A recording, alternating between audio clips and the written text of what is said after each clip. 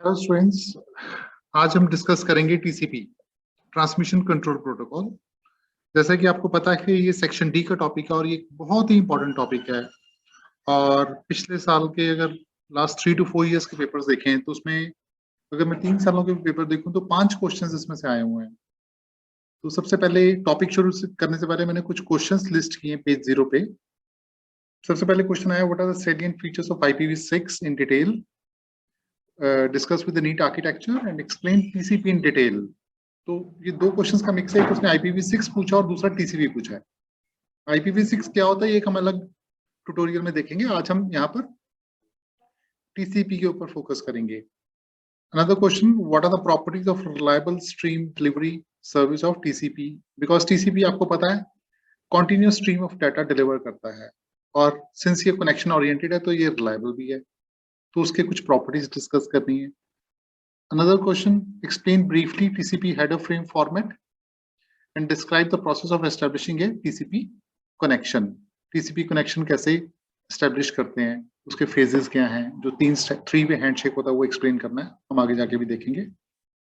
उसके बाद what are the features of TCP and UDP in detail? इससे पहले मैंने एक वीडियो डाला था UDP का और उसमें हमने differences भी देखे थे TCP और UDP पे, तो आपको उस difference वाले टेबल से ही features मिल सकते हैं।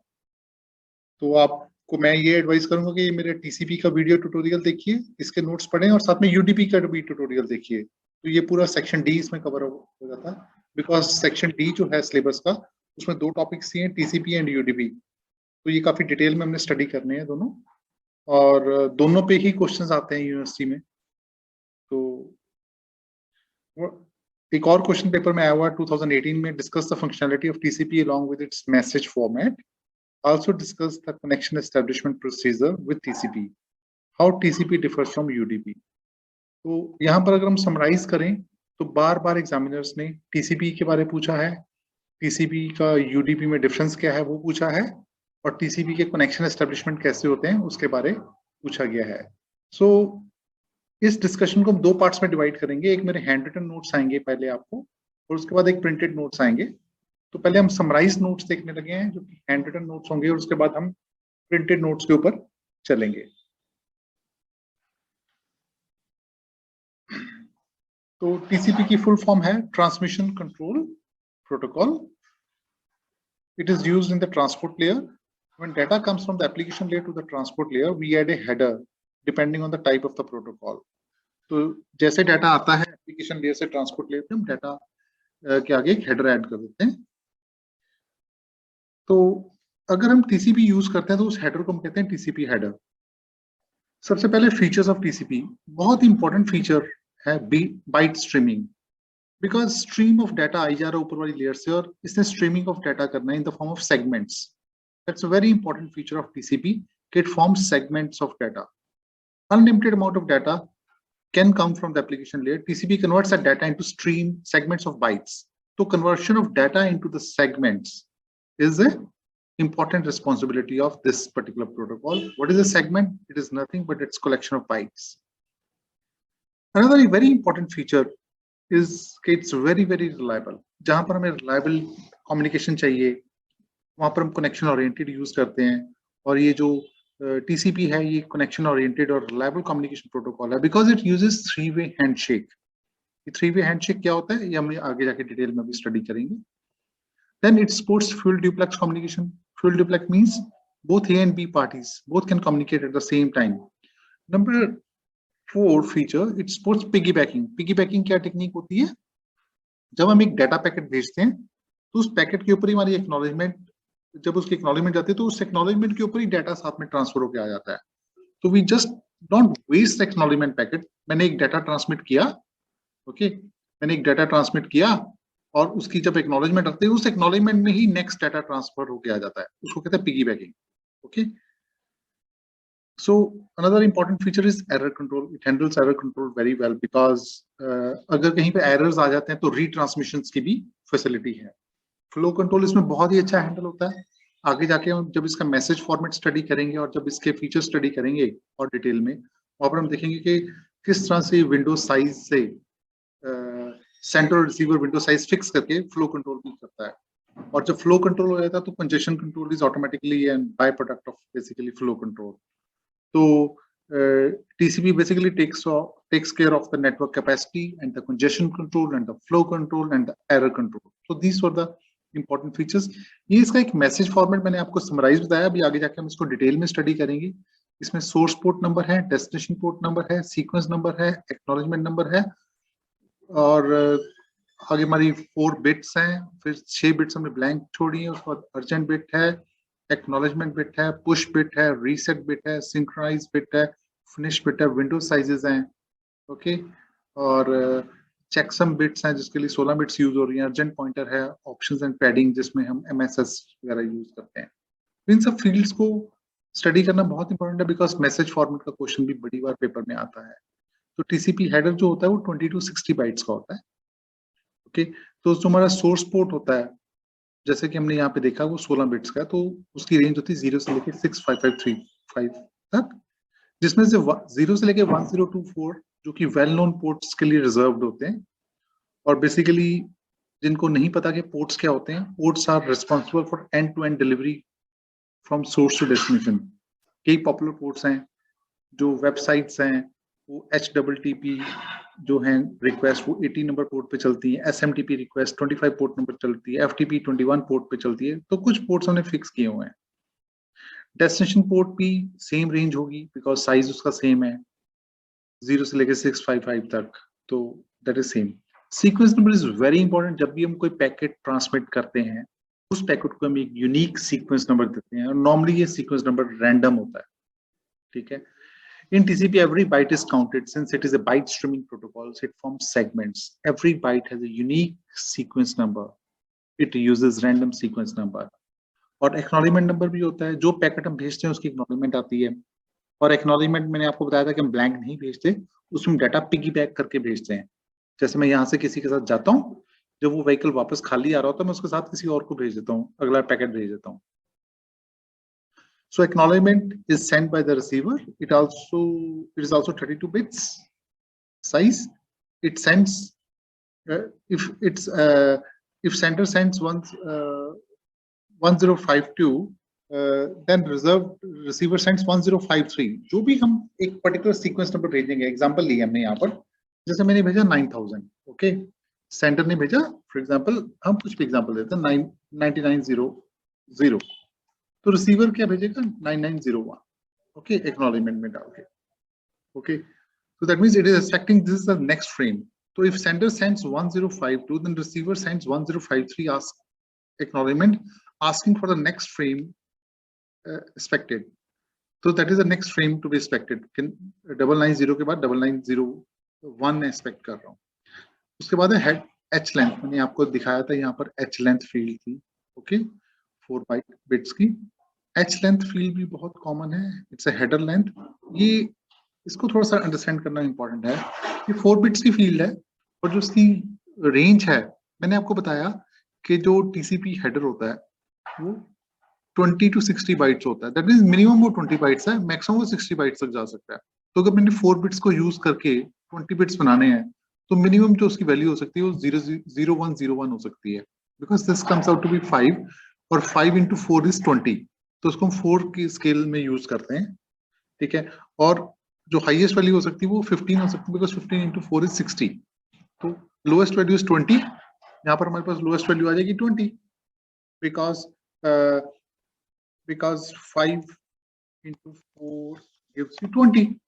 और यहाँ पर हमारे पास वैल्यू क्या आ जाएगी 41. जब हम यूज करते हैं 41 का मतलब क्या होता है 15. तो 15 into 4 is 60. तो हमारा अभी हमने देखा कि हमारा जो TCP हेडर है वो वेरी करता है. उसका जो रेंज होती है वो 20 से लेके 60 बाइट्स का हेडर होता है. तो ये जो बिट्स हम यहाँ पे यूज कर रहे हैं इसे हम स्केल ऑफ 4 यूज करते हैं. बिकॉज अगर मैं बिट यूज करूं फॉर एग्जांपल 0100, तो अगर इसको मैं 4 से मल्टीप्लाई करूं तो 16 which is less than 20, so it's an invalid bit. तो first valid bit is 0101 which comes out to be 5.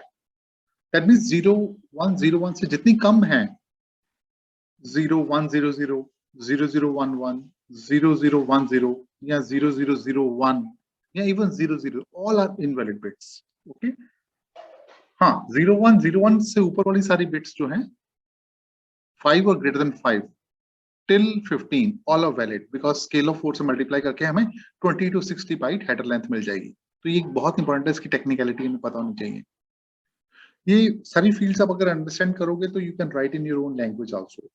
The next 6 bits are reserve for future use. और उसके बाद हमने देखा कि किस 6 हमारे पास फ्लैग बिट्स आती हैं। यहाँ हियर वी आर नाउ। अब इनको वन बाय वन हम एक्सप्लेन कर रहे हैं। सबसे इंपॉर्टेंट है अर्जेंट फील्ड। अर्जेंट, अगर हमारा कोई डाटा अर्जेंट है तो हम अर्जेंट फील्ड को 1 कर देते हैं। Okay, acknowledgement bit is set to 1 indicates acknowledgement whose number is stored in the acknowledgement number. अगर वो हमारा एक्नॉलेजमेंट आ रही है तो यहाँ पर हम इसको 1 कर देते हैं। पुश, कई बार हमारा डाटा बहुत स्मॉल होता है नॉर्मली इंटरेक्टिव सेशंस में, तो वो पूरा डाटा फील्ड को फुल तो नहीं करता। फॉर एग्जांपल अगर मैं सिंपल रिप्लाई कर रहा हूँ यस या no, yes no, okay, false, true, very small data, तो your system, your server, your machine keeps on waiting कि मेरे पास डाटा पूरा आएगा, पैकेट बनेगा तभी मैं आगे भेजूंगा। तो आई से no, my data is complete, you process this very small data, yes or no, because interactive में केवल डाटा बहुत स्मॉल होता है। तुम चाहे वो डाटा स्मॉल है, चाहे वो पैकेट साइज पूरा नहीं बन रहा, पर हम उस डाटा को आगे पुश करना चाहते हैं। If data is very small, as in the interactive applications like yes or no, we push the data instead of waiting for the data to fill the buffer. When push is 1, data is sent to the receiver without waiting for the complete packet to be formed. So this is very important. Next field is reset. Reset हम connection management के लिए use करते हैं। उससे अगली जो field है वो है सिंक। सिंक बहुत इंपॉर्टेंट फील्ड है। ये जब हमने कनेक्शन शुरू करना होता है, एस्टेब्लिश करना होता है, तब हम सिंक को 1 कर देते हैं। Used when data synchronization, it indicates 1 in the first packet, it shows the start of the communication with the server. और जब हमने कनेक्शन शुरू करना है तो हम सिंक को 1 कर देंगे, और जब हमने कनेक्शन खत्म करना है हम फिनिश को 1 कर देंगे। So these both are related fields. It is 1 indicates server wants to finish or terminate the connection. और सबसे इंपॉर्टेंट फील्ड अभी आपको मैंने बताया था window size, because her flow control करने के लिए हर सेंडर और रिसीवर दोनों अपने विंडो साइज स्पेसिफाई करते हैं। ए बी को बताता है भैया मेरा विंडो साइज ये है, बी सी को बताता है भैया मेरा विंडो साइज ये है कि मैं मैक्सिमम इतना डाटा ले सकता हूँ, और इतना डाटा भी मैं कितने कितने सेगमेंट्स में ले सकता हूँ, वो अपना मैक्सिमम सेगमेंट साइज भी स्पेसिफाई करता है ऑप्शंस फील्ड के अंदर। ओके, तो maximum window size of the receiver, because full duplex communication है तो दोनों अपने विंडो साइजेस बताते हैं। चेकसम हम यूज करते हैं। उससे अगली जो फील्ड है वो हम यूज करते हैं एरर कंट्रोल के लिए। ठीक है, तो जब दोनों नोड्स को अपनी कैपेसिटी पता होती है कि ए का विंडो साइज कितना है, बी का विंडो साइज, बी को ए का विंडो साइज पता है और बी को ए का विंडो साइज पता है, तो हम प्रॉपरली फ्लो कंट्रोल कर सकते हैं। और अगर हम फ्लो कंट्रोल प्रॉपर करेंगे, if flow control is proper, then always congestion control is better. Congestion control is better. ठीक है, and this can be done by the help of window sizes at both ends. Both ends means sender as well as receiver. Checksum is used for error control. अगर कोई packet में inconsistency आ जाती है या कोई error आ जाता है तो उस एरर को हम रिकवर करने के लिए चेकसम फील्ड को यूज करते हैं। आपको याद होगा डाटा लिंक लेयर पे हम सीआरसी यूज करते थे, ट्रांसपोर्ट लेयर में हम चेकसम यूज करते हैं। Next is urgent pointer. अगर आपको मैं डायग्राम में दिखाऊं, हियर वी आर, तो ये हम हेडर लेंथ देख चुके हैं, ये ब्लैंक फील्ड देख चुके हैं, अर्जेंट पॉइंटर हम देख चुके हैं, विंडो साइजेस हम देख चुके हैं, चेकसम हम देख चुके हैं। अब हम अर्जेंट पॉइंटर पे हैं। अगर यहाँ पर ये अर्जेंट फील्ड अगर 1 है तो उस अर्जेंट फील्ड के लिए कौन सा सेगमेंट ऑफ डाटा अर्जेंट है वो यहाँ पे स्पेसिफाई किया जाता है in urgent pointer. So that range of the data which is urgent, only if this field is 1, then only ये जो डाटा है इसकी वैल्यू है। अर्जेंट पॉइंटर में जो डाटा आता है उसकी वैल्यू है, अदरवाइज यहाँ पर कोई वैल्यू नहीं होती। So this pointer will contain the pointer to the data which is important, urgent to be processed. Okay, which is urgent to be processed. Only if it is 1, if it is 1 here, then only this field has meaning, otherwise this field has no meaning. उसके बाद जो last field है options and padding, इसमें बहुत ही important field होती है, this is called MSS, maximum segment size. Along with the window size, we also specify the maximum segment size, maximum segment size क्या होता है कि भैया मेरा विंडो साइज तो 10,000 है, तो 10,000 विंडो में, ठीक है, मेरा विंडो साइज तो 10,000 है, 10,000 सेंटर साइड की बात करते हैं, मेरा विंडो साइज तो 10,000 है और मेरा जो मैक्सिमम सेगमेंट साइज है, मेरा MSS है let's say 500, so that means इसको मैं 10,000 ले लेता हूँ और उसको 500 ले लेता हूँ। दैट मीन्स मेरे पास कितने पैकेट्स आ सकते हैं टोटल, मेरे पास टोटल पैकेट्स कितने आ सकते हैं, it is 10,000 divided by 500, so this outcome to be 20 packets can be transmitted at one time. Okay, मेरा विंडो साइज इतना है, तो अगर मैं maximum segment size 500 segment each का एक पैकेट भेजूं तो मैं 20 पैकेट्स भेजूंगा तो मेरा 10,000 विंडो साइज फुल हो जाएगा। That is the maximum capacity of the centre. Similar parameters can be set eight the receiver also. Receiver का हो सकता है यहाँ पर 20,000 हो, पैकेट साइज उसका मे बी 500 ही हो फॉर एग्जाम्पल, ठीक है, तो वहां पर 40 पैकेट्स आ सकते हैं रिसीवर के केस में। इफ इट तो हो सकता है सेंटर की कैपेसिटी कम हो, रिसीवर की कैपेसिटी ज्यादा है, ठीक है, तो उसके अकॉर्डिंग तो सेंटर डाटा फास्ट भेज सकता है, रिसीवर डाटा थोड़ा स्लो भेजेगा सेंटर को। तो जितनी जिसकी कैपेसिटी है उसके अकॉर्डिंग हम उतना डाटा भेजेंगे। That is how the flow control is being maintained here. That's a very important point. That is how TCP takes care of the flow control. Okay, I hope this should be clear. And so we are here. So this is urgent pointer, options and padding। यहाँ पे maximum segment size जो मैंने आपको अभी explain किया वो सारा यहाँ पे लिखा हुआ है, you can read it out। एक और बहुत इंपॉर्टेंट फीचर अभी आगे जाके हम डिटेल में देखेंगे, यहाँ पे मैंने थोड़ी सी समरी बताई है, दैट्स कॉल्ड 3-way हैंडशेक।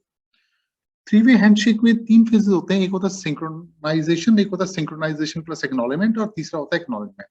हम कनेक्शन एस्टेब्लिश करते हैं, ओके, कनेक्शन एस्टेब्लिश करने के बाद हम डाटा ट्रांसफर करते हैं और फिर कनेक्शन को हम टर्मिनेट करते हैं, दैट्स कॉल्ड 3-way हैंडशेक। और यहाँ पर होता क्या है कि ये क्लाइंट और ये सर्वर है। सबसे पहले क्लाइंट हमारा एक्टिव ओपन है, because your server is always passively open. Passive open जैसे हम गूगल यूज करते हैं, गूगल हम कभी भी यूज करते हैं, it's always open, it's not waiting. हाँ, हमने कब यूज करना, हमें अपने आप को एक्टिवली ओपन करना पड़ेगा। तो मशीन 1 क्लाइंट है, सर्वर 2 क्लाइंट 2 है। तो ये पोर्ट ए से रिक्वेस्ट भेज रही है पोर्ट 80 पे। ये डाटा का सीक्वेंस नंबर है। सिंक्रोनाइजेशन फ्लैग 1 कर दिया बिकॉज हम कनेक्शन एस्टेब्लिश करने जा रहे हैं। विंडो साइज स्पेसिफाई कर दिया, मैक्सिमम सेगमेंट साइज दे दिया 1200 बाइट्स।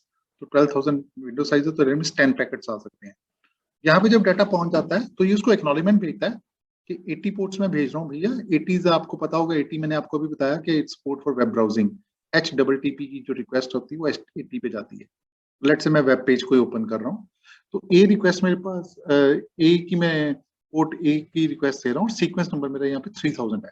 ये सीक्वेंस नंबर मेरा है एक्नॉलेजमेंट का, ओके। और इसमें मैंने एक्नॉलेजमेंट किसकी डाल दी, ये नंबर मैंने यहाँ पे डाल दिया। You see this number, you see this number 9,000, okay, आप ये नंबर देखिए 9,000 और ये देखिए यहाँ पे भी 9,000 डाल दी। दैट मीन्स ये जो पैकेट हमने यहाँ पे भेजा, इस पैकेट को ये नंबर यहाँ पे देखिए मैं एक्नॉलेजमेंट कर रहे हैं। इसका विंडो साइज डिफरेंट है, इसका मैक्सिमम सेगमेंट साइज डिफरेंट है। और उसके बाद हमने जो अगला एक्सपेक्टेड पैकेट है, फॉर एग्जांपल अगर 9,000 प्रोसेस हो चुका है तो हम आगे 9,001 एक्सपेक्ट कर रहे हैं, तो वो हम भेज रहे हैं यहाँ पर। तो यहाँ पर हमने एक्नॉलेजमेंट फ्लैग को बंद कर दिया। सो this is a 3-way handshake. ये एक कुछ हैंड रिटन नोट्स है मेरे अराउंड 7 पेजेस की, which summarizes the TCP। अब हम इसको डिटेल में देखेंगे। डिटेल में हम इसलिए देखने लगे बिकॉज पेपर में इसके क्वेश्चंस बहुत ज्यादा आते हैं, बहुत ज्यादा क्वेश्चंस इसके आते हैं। So this is again TCP notes prepared by me and we are going to see this further. तो TCP होता क्या है, तो ये वाली चीजें हम कवर अप करेंगे इस टॉपिक की डिस्कशन में। काफी डिटेल टॉपिक है। Transport layer protocols, TCP basic services, features, segment size, open calls, active और पैसिव ओपन क्या होता है, पोर्ट कनेक्शंस क्या होते हैं, एंड पॉइंट्स क्या होते हैं, TCP कनेक्शन मैनेजमेंट क्या होता है, कनेक्शन एस्टेब्लिशमेंट क्या होता है, डाटा ट्रांसफर क्या होता है, कनेक्शन टर्मिनेशन क्या होता है। ये बेसिकली 3 फेजेस हैं कनेक्शन मैनेजमेंट के। TCP स्टेट डायग्राम्स क्या होते हैं, TCP स्टेट्स क्या होती हैं, advantages and disadvantages of TCP implementation issues. So we go further. सबसे पहले 2 तरह के ट्रांसपोर्ट लेयर प्रोटोकॉल्स होते हैं, एक होता है ट्रांसमिशन कंट्रोल प्रोटोकॉल और दूसरा होता है user datagram protocol.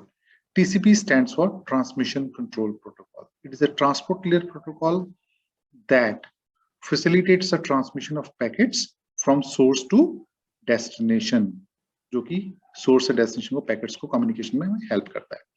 It is a connection-oriented protocol. That means it establishes a connection prior to the communication that occurs between the computing devices. That means पहले हम connection establish करते हैं, उसके बाद हम किसी भी तरह की communication को perform करते हैं. The main functionality of TCP is that it takes the data from the application layer. Data is coming continuously from the application layer. It converts the data into stream of bytes data into segments. So segment is the major functionality of this TCP/IP model. Okay.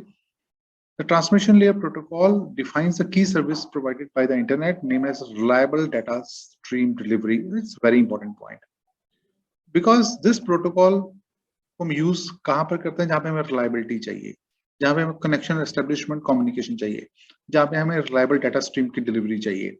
TCP provides full duplex communication between the two machines, allowing them to exchange large volumes of data efficiently.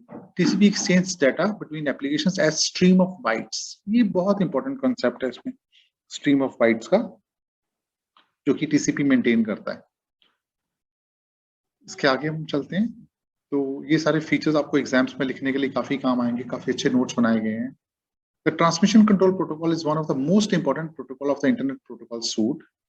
It is most widely used protocol for data transmission in communication networks such as internet. तो internet का सबसे जो popular और सबसे common protocol पूरे world में use होता है, that's TCP. It's a reliable data protocol that is sender always sends either positive or negative acknowledgement about the data packet, ताकि अगर नेगेटिव एक्नॉलेजमेंट हो तो हम रीट्रांसमिशंस का भी ध्यान रख पाएं. And it ensures that data reaches the destination in the same order it was sent, because connection oriented है तो पैकेट्स ऑर्डर में डिलीवर होंगे, not in the case of connectionless जहां पे पैकेट ए पहले, पैकेट नंबर 2 पहले पहुंच गया, 1 बाद में आ रहा है, 4 पहले आ रहा है, 3 बाद में आ रहा है. Not like that. Packet order में ही जाएंगे, जिस ऑर्डर में डिलीवरी उनको सेंड किया गया उसी ऑर्डर में डिलीवर होंगे. TCP is connection oriented. Okay, connection oriented है. All right, it provides error checking and recovery mechanisms. उसके लिए हमने आपको बताया checks on field है. End-to-end communication provide करती है, flow control provide करती है with the help of window size and maximum segment size in the options field. It is a client-server point-to-point mode. It provides full duplex communication. So these are the important features. ये आपको exams में सारे points बहुत ही helpful होंगे लिखने में, because एक question तो TCP का पेपर में आता ही है. अगर आप पुराने क्वेश्चन पेपर्स देखें, मैंने अभी 3 साल के पेपर्स देखे तो मेरे को TCP और UDP में 5 क्वेश्चंस मिले हैं. तो प्रॉब्ली इन दोनों टॉपिक्स पे यू कैन एक्सपेक्ट 1 क्वेश्चन. ठीक है. सो ये हम बेसिक कम्युनिकेशन देख रहे हैं. आपको पता है कि this figure shows the protocol being used positive acknowledgement with the retransmission in which the sender waits acknowledgement from each packet. Vertical distance down the figure. ये देखिए, सेंडर एक पैकेट भेजता है, रिसीवर के पास पैकेट आया था, रिसीवर एक्नॉलेजमेंट भेज देता है. So it goes like this. Packet भेजा, उसकी एक्नॉलेजमेंट चलेगी. पैकेट भेजा, उसकी एक्नॉलेजमेंट पड़ेगी. अगर एक्नॉलेजमेंट नहीं पहुंची तो हम पैकेट को रीट्रांसमिट कर देंगे. एक बहुत सिंपल कम्युनिकेशन है. ओके. अब हमने ग्रेजुएशन में पढ़ा हुआ स्लाइडिंग विंडो प्रोटोकॉल. पिछले केस में क्या था कि हम एक पैकेट भेज रहे थे और उसकी जब एक्नॉलेजमेंट आ रही थी उसके बाद हम अगला पैकेट भेज रहे थे. स्लाइडिंग विंडो में क्या करते हैं, हम पहली एक्नॉलेजमेंट आने की वेट नहीं करते, रादर हम क्या करते हैं, कुछ मल्टीपल पैकेट्स इकट्ठे भेज देते हैं और फिर जब एक्नॉलेजमेंट आती रहती है सबकी अलग अलग, और जिसकी एक्नॉलेजमेंट नहीं आती उसको रीट्रांसमिट करते हैं.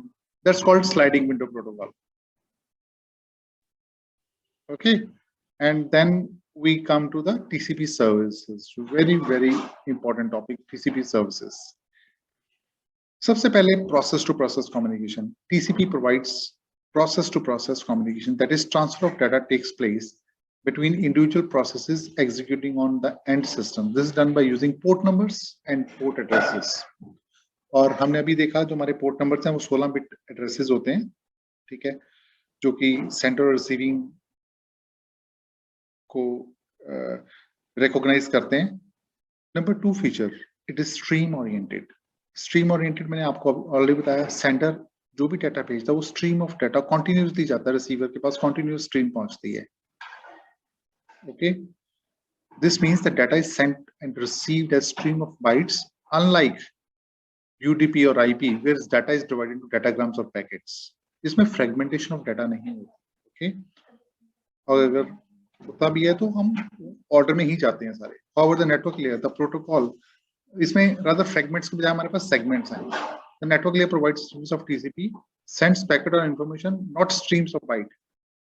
ओके, तो बेसिकली कॉन्सेप्ट क्या है, जो भी एप्लीकेशन लेयर से कॉन्टिन्यूस स्ट्रीम ऑफ डाटा आ रहा है उसको हम सेगमेंट्स में बना के सेगमेंट्स को ट्रांसमिट करते हैं अक्रॉस द लेयर्स। अगला feature full duplex, both A and B can communicate parallelly. Connection oriented, जिसमें कनेक्शन एस्टेब्लिशमेंट फेज है, डाटा ट्रांसफर फेज और कनेक्शन टर्मिनेशन फेज है। Okay, reliable, because connection oriented है तो रिलायबिलिटी तो होगी। Okay, so reliability is very important feature. Okay, and उससे जो अगला फीचर है आप देख सकते हैं multiplexing. TCP does multiplexing and demultiplexing at sender receiver ends respectively, as number of logical connections can be established between different port numbers over a physical connection. तो multiple connections को मल्टीप्लेक्स कर सकते हैं। मल्टीप्लेक्स क्या होता है? It's just like EPPX, एक telephone line use करके हम मल्टीपल कनेक्शंस एस्टेब्लिश कर रहे हैं। तो ये कुछ और सर्विसेज हैं, सेंडिंग एंड रिसीविंग बफर्स होते हैं, because the sending and receiving process may not necessarily read और write data at the same rate, so TCP needs buffers for storage. There are two buffers, एक sending के लिए buffer होता है और एक रिसीविंग के लिए बफर होता है। तो ये हमारा TCP में सेंडर के लिए बफर मेंटेन हो रहा है, विच कीप ट्रैक, जैसे जो रेड वाले हैं ये भेजे जा चुके हैं और ग्रे वालों को मैंने भेजना है, तो इतना बफर मेरा भी खाली पड़ा है।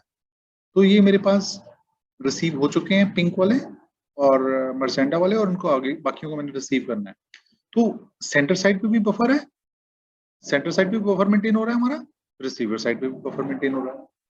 बफर्स जो हैं ये फ्लो कंट्रोल में हेल्प करते हैं। So buffering is a very important service in the case of reliable streaming of data.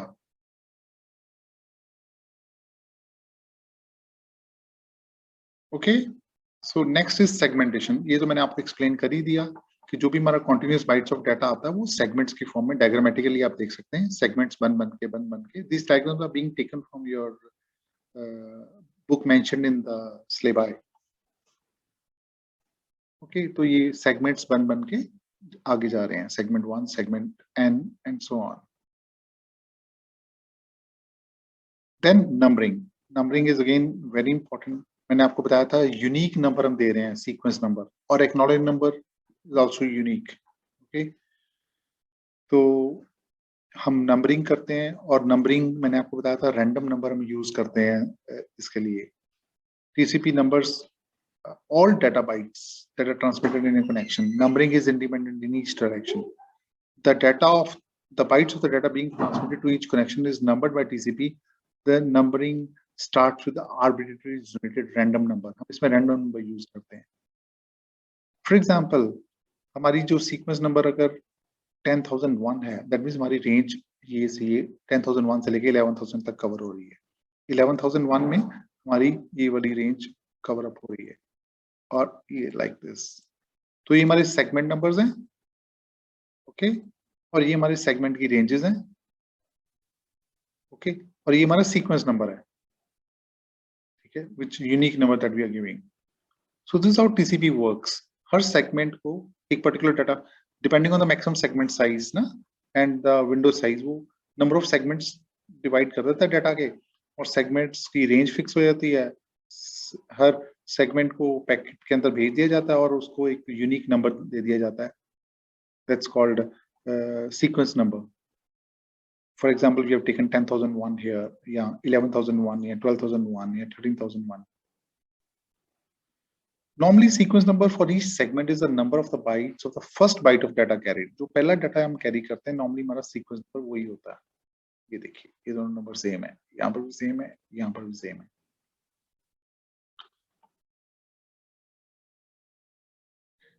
Acknowledgement number. The value of the acknowledgement field in the acknowledgement defines the number of the next byte a party expects to receive. The acknowledgement number is cumulative. जो हम अगला receive करना चाहते हैं data, उसका जो sequence number है वो हम एक्नॉलेजमेंट नंबर में डाल के भेज देते हैं। अभी आगे जाके हम डायग्राम में देखेंगे और क्लैरिटी हो जाएगी आपको। फ्लो कंट्रोल मैंने आपको बताया ही है कि फ्लो कंट्रोल हम मैनेज करते हैं with the help of window size, as well as maximum segment size. इन दोनों फील्ड्स करके हम फ्लो कंट्रोल यूज करते हैं ताकि जो फास्ट सेंडर हैं और जो स्लो रिसीवर्स हैं उनके आपस में सिंक्रोनाइजेशन मेंटेन हो। बिकॉज फ्लो कंट्रोल की प्रॉब्लम तब आती है when the one of the sender और the receiver is either fast और वन इज वेरी स्लो। एक का प्रोसेसर i5 है, एक का i3 है, वहां पर प्रॉब्लम आएगी। तो उसको ओवरकम करने के लिए हम यहाँ पर Windows size and maximum segment size use करते हैं। इसके मैसेज फॉर्मेट में वो फील्ड्स हैं। एरर कंट्रोल, इसके लिए हम यहाँ पर चेकसम यूज करते हैं। Congestion control is also connected with the flow control because if we control the flow तो congestion can be avoided.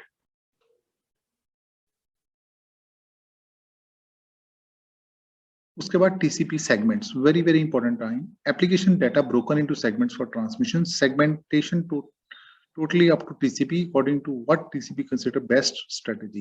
Each segment is placed into IP packet. जो हमारे segments है ना, उसको हम IP packet के आगे अंदर डाल के उसके आगे IP header लगा देते हैं। A packet in TCP is called a segment. TCP में एक पैकेट को ही हम segment कहते हैं। The segment consists of a header. Header का size यहाँ पे 20 to 60 bytes होता है, जैसे मैंने आपको पहले बताया। Followed by data from the application program. The header is 20 bytes if there is no options. And up to 60 byte if there are options. तो अगर उसमें ऑप्शंस नहीं है तो 20 बाइट्स का हेडर होगा बिकॉज ऑप्शंस फील्ड्स ऑप्शनल हैं और अगर ऑप्शंस होंगी तो उसका हेडर 60 बाइट्स तक जा सकता है।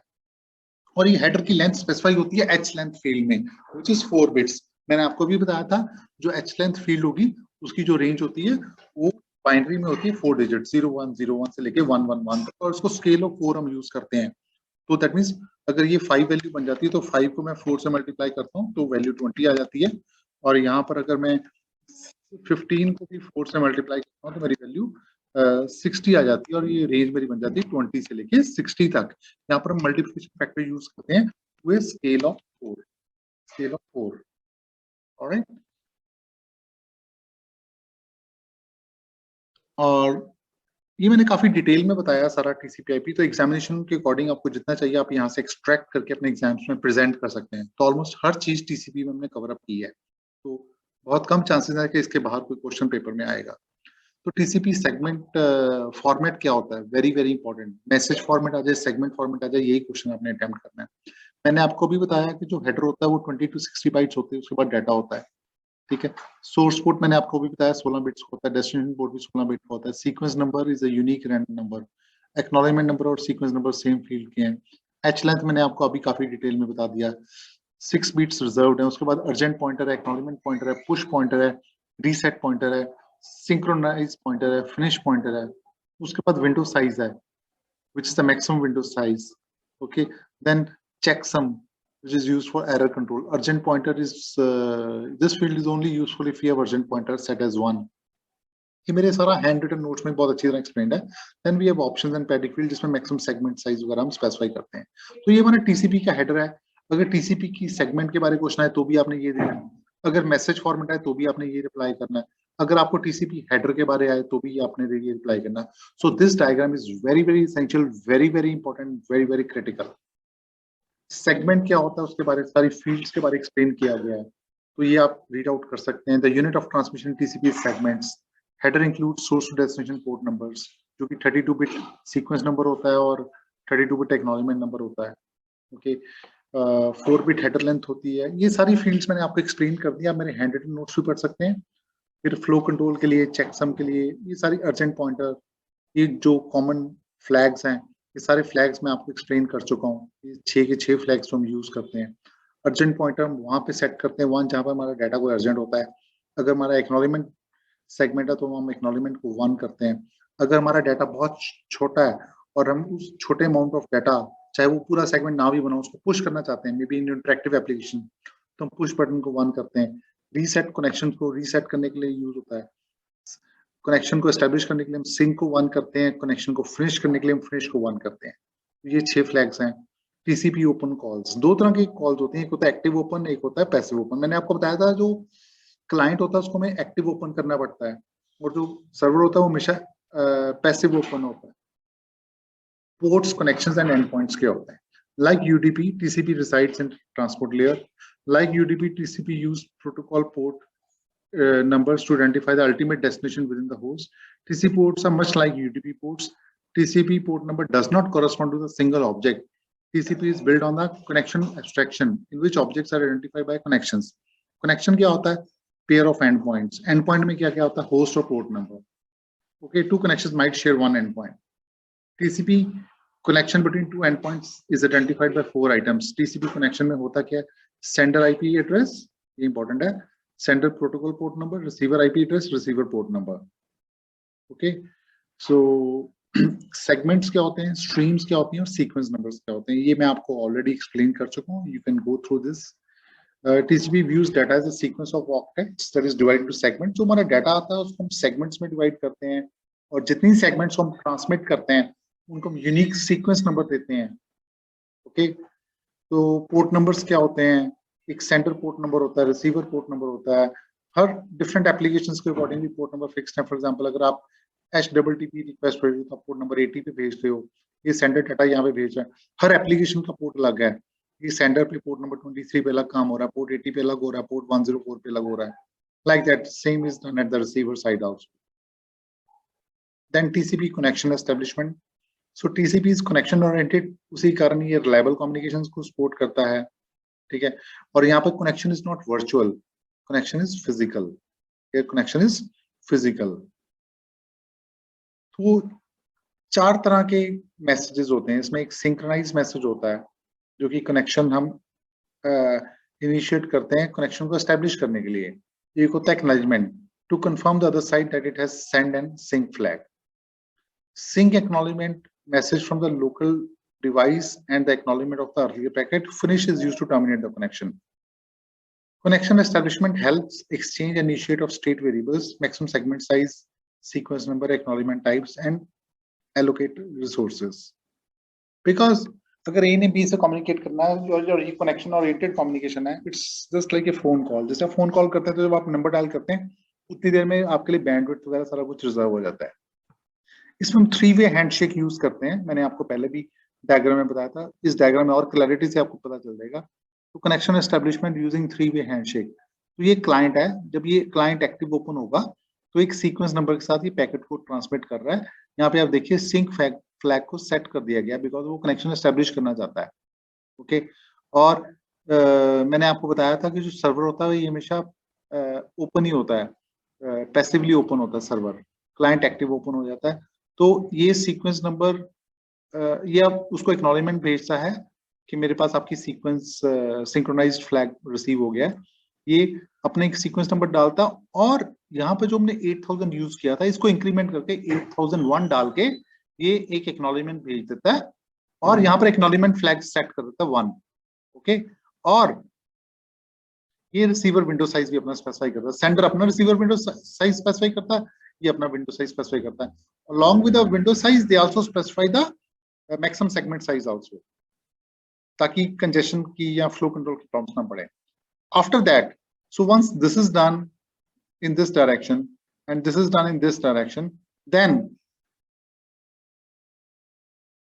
it sends, then client sends another packet as acknowledgement, जिसका sequence number वही होगा और acknowledgement number 1, ये जो sequence number यहाँ पे हमने यूज किया था इसकी acknowledgement होगी. ये देखिए, और ये अपने पैरामीटर्स भेज रहा है, रिसीवर विंडो साइज, और ये बता रहा है कि ये उसकी एक्नॉलेजमेंट है. तो यहाँ पर हमारा कनेक्शन ओपन हो जाता है. इस स्टेज के बाद हम डाटा ट्रांसमिट कर सकते हैं और उसके बाद हम कनेक्शन टर्मिनेट करेंगे. A SYN segment can not carry data, it only ensures it consumes sequence numbers. SYN plus acknowledgement segment can not carry data but does consume one sequence number. Okay, an acknowledgement segment if carrying no data consumes no sequence number. Acknowledgement के साथ हम data को piggyback कर सकते हैं. अगर हम piggyback करेंगे तो उसमें सीक्वेंस नंबर कंज्यूम करेगा, अगर हम पिग्गीबैक नहीं करेंगे तो उसमें सीक्वेंस नंबर कंज्यूम नहीं होगा. टीसीपी कनेक्शन एस्टेब्लिशमेंट ये मैंने आपको भी बताया. तो synchronized sequence number x sync plus acknowledgement, जिसमें इसका सीक्वेंस नंबर y होगा और एक्नॉलेजमेंट x+1 होगा. देन एक्नॉलेजमेंट सिग्नल जिसमें सीक्वेंस नंबर x+1 होगा और एक्नॉलेजमेंट y+1 होगा और डाटा ट्रांसमिशन शुरू हो जाती है. तो ये 3 वे हैंडशेक है, ये स्टेप्स यहाँ पर गिवन है जो कि मैंने आपको अभी एक्सप्लेन किए, you can read it out, ठीक है। और साइमल्टेनियसली दोनों वे में हम कम्युनिकेशन कर सकते हैं पैरेलल, ओके।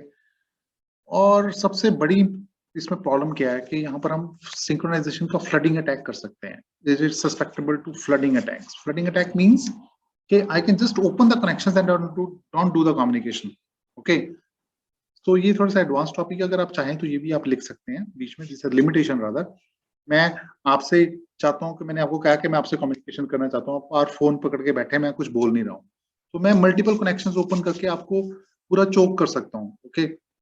मैं आपके मोबाइल में 1000 मैसेज भेज दूं तो you won't be able to use your mobile, आपके मोबाइल में एसएमएस बीप करते रहेंगे। So this called sync flooding attacks, जिसमें हम मल्टीपल सिंक रिक्वेस्ट भेज देते हैं और डाटा कम्युनिकेशन नहीं होती।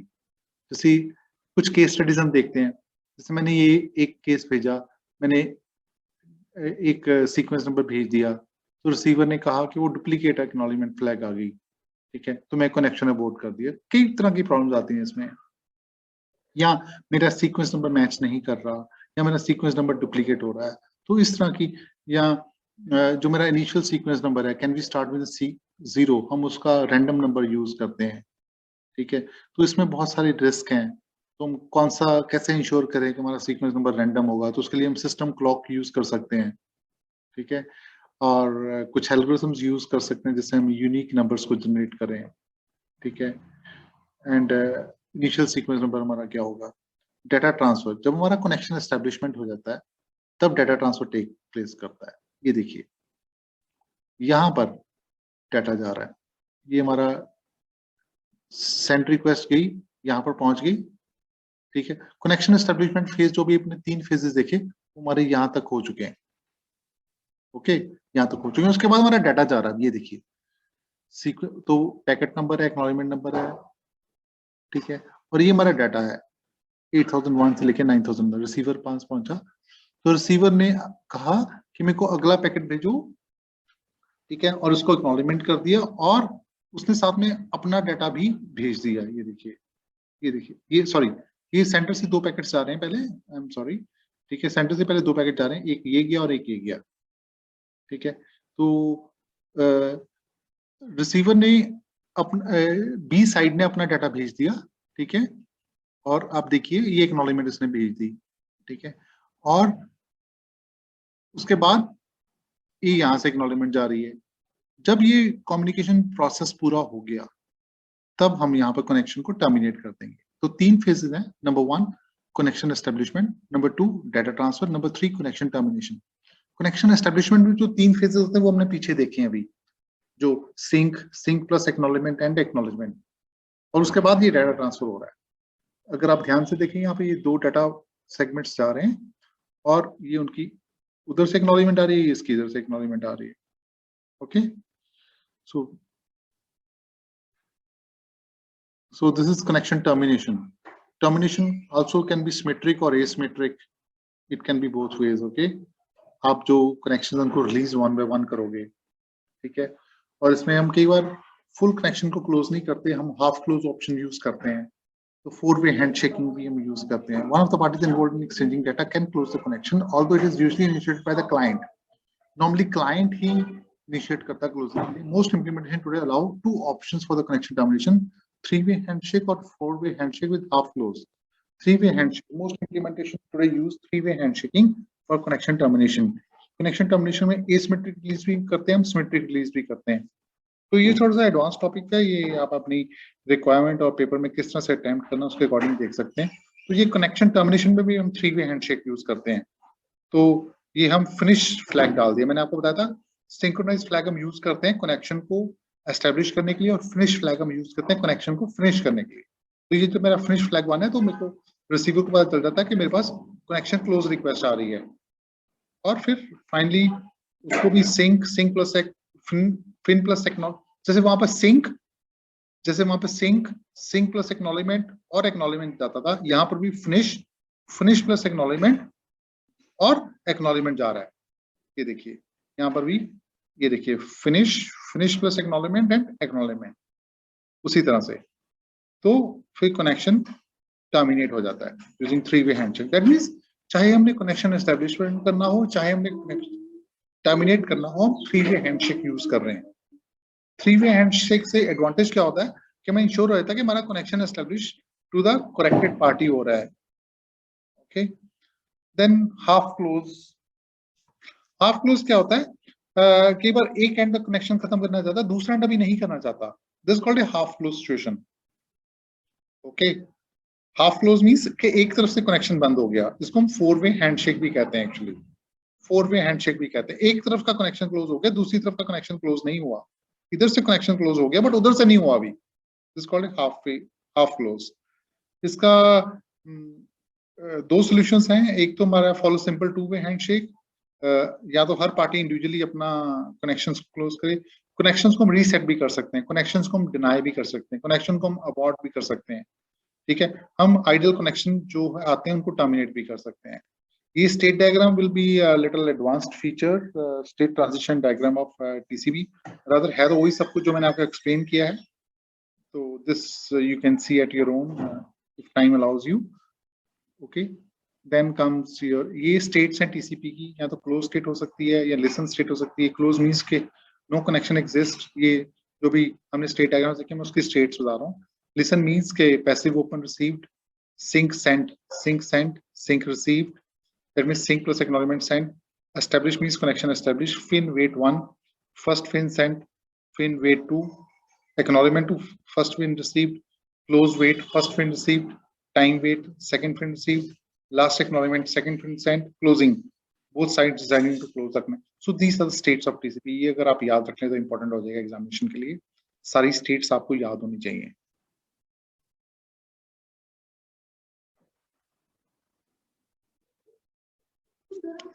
Advantages and disadvantages of TCP.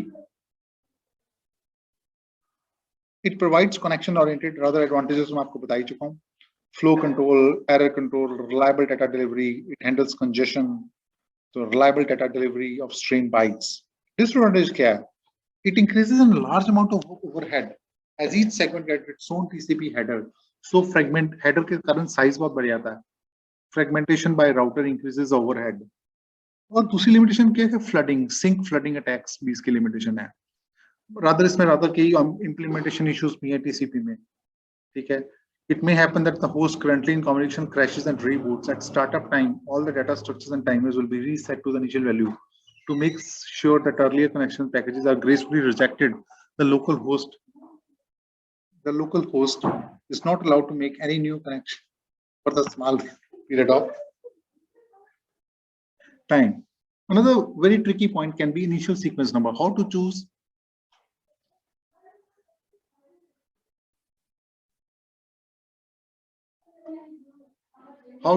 initial sequence number. Initial sequence number used in TCP connections will be initialized at the boot time randomly, rather to 0. This is to ensure that packets from the old connections should not interfere in the new connections. तो इसके लिए हम क्या कर सकते हैं कि एक तो रैंडम नंबर बूटिंग पे दे सकते हैं, या हम कुछ एवरी फिक्स मिली सेकेंड्स के बाद उसको इंक्रीमेंट बाय ए नंबर कर सकते हैं। तो डिफरेंट मेथड्स हैं, ये भी थोड़ा सा एडवांस टॉपिक से आए थे, रादर इम्प्लीमेंटेशन बिकॉज हम मास्टर स्टडी क्लास के लिए स्टडी करें तो मैं थोड़ा डिटेल में बता रहा हूँ। ठीक है, maximum request backlog at the server, तो delayed acknowledgements can also be trouble sometimes, you know, जो एक्नॉलेजमेंट आपने उसके लिए कारण रीट्रांसमिशन कर दी और बाद में आपको पैकेट की डिलीवरी आ गई या उसकी एक्नॉलेजमेंट लेट डिलीवर हो गई, तो पैकेट आपका डुप्लीकेट वहां पर डिलीवर हो रहा है, तो वहां पे डुप्लीकेट्स भी हैंडल करने पड़ेंगे, आपकी भी ट्रांसमिशन कॉस्ट बढ़ रही है।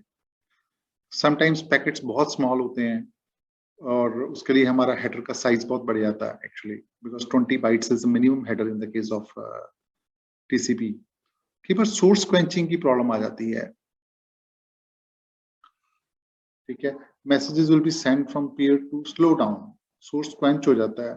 ओके, कई बार रीट्रांसमिशन टाइम आउट हो जाता है, राउंड ट्रिप टाइम बहुत ज्यादा बढ़ जाता है। ठीक है, कीप टीटीएल टाइम खत्म हो जाता है पैकेट का, और टाइमर की प्रॉब्लम्स आ जाती हैं। तो this are some of the implementation issues, you can read this details by yourself. So with this we complete this topic. और जैसे मैंने आपको बताया कि इसके बहुत इंपॉर्टेंट क्वेश्चंस पेपर में आते हैं, ये हमारे प्रीवियस ईयर क्वेश्चन पेपर्स हैं टीसीपी के। ठीक है, तो आप ये मेरे hand written notes part 1 and another notes part 2, ये दोनों नोट्स को आप रीड आउट करेंगे इसके साथ। So this comes out to, और ये काफी डिटेल में नोट्स हैं, तो आप अपने अकॉर्डिंग कस्टमाइज करके पेपर में प्रेजेंट कर सकते हैं। तो ये मेरे हैंड रिटन नोट्स हैं 6 पेजेस के, 7 पेजेस के, और ये मेरे प्रिंटेड नोट्स हैं 47 स्लाइड्स हैं, दोनों मैं अपने वीडियो के साथ डाल रहा हूँ। सो with this I complete this topic of TCP. इसके साथ आपको यूडीपी का वीडियो मिल चुका है, उसके पीछे लास्ट स्लाइड में दिया हुआ है the difference between TCP and UDP. So with this, thank you very much. Happy learning. Enjoy your day.